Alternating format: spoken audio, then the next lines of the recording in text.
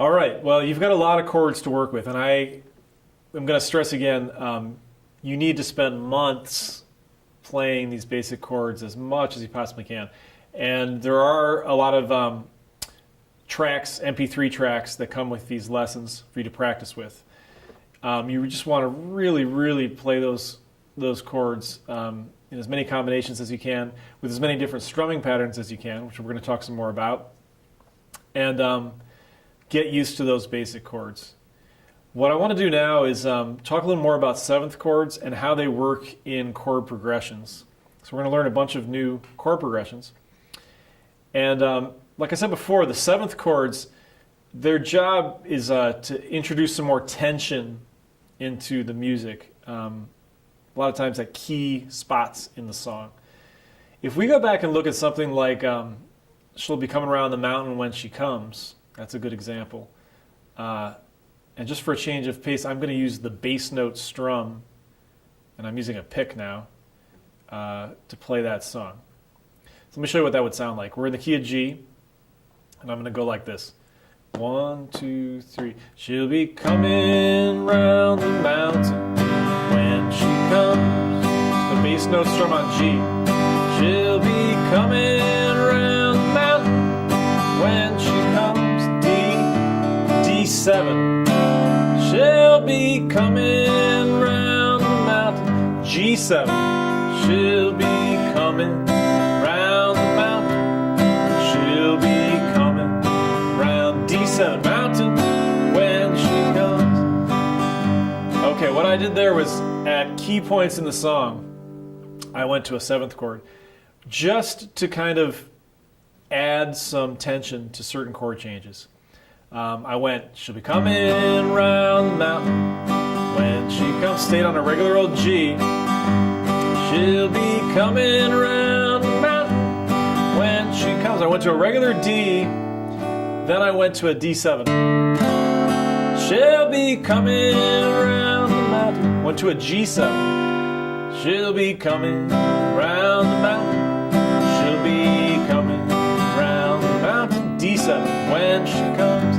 Okay, so the main seventh chord that I added to the song was a D7. I also added a G7 for two different reasons. The main one that you should really know is that I used a seventh chord on the 5 chord.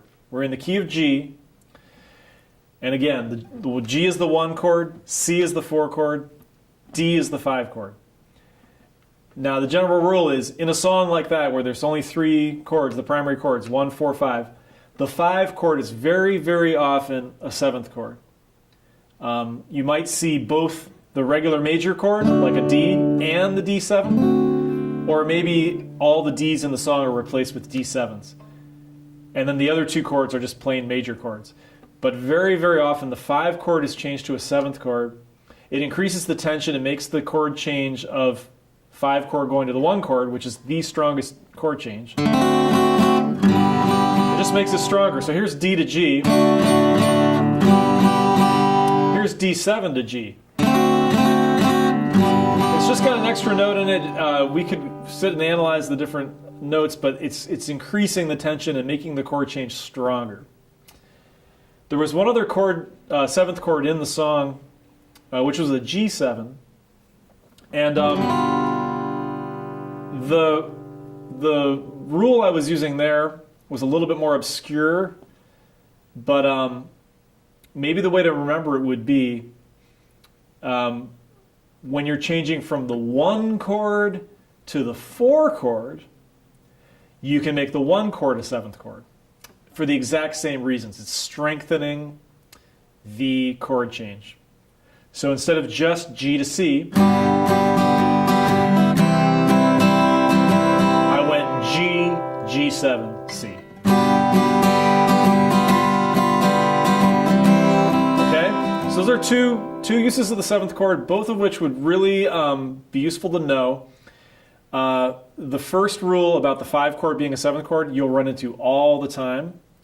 The second rule about the 1 chord going to becoming a 7th chord before changing to the 4 chord, that's a little bit more obscure, but you will run into it. And you'll run into it especially when sections of a song change. So a lot of times, if there's a section of a song called the bridge, you'll hear this. You'll hear, you know, if the bridge was going to start on a C chord and the G chord was going to signal, go to a G7 to signal that suddenly here comes a C chord. Don't worry if that's a little confusing. It'll make sense the more songs you learn. Okay, so now that we've talked about all the theory behind it, let's just play the song one more time, and I'm going to shout out the 7th chorus as we go. Here we go. 1, 2. She'll be coming round the mountain when she comes. We're staying on a G. She'll be coming round the mountain when she comes. D. Now D7 to signal the G. She'll be coming around the mountain. G7 to signal the C. Coming around the mountain. G. Coming around. D7 to make that strong when she comes.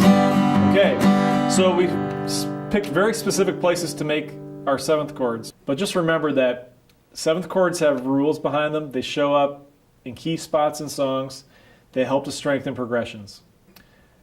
There's one other use of 7th chords, which we're going to cover in the next lesson, which is the blues.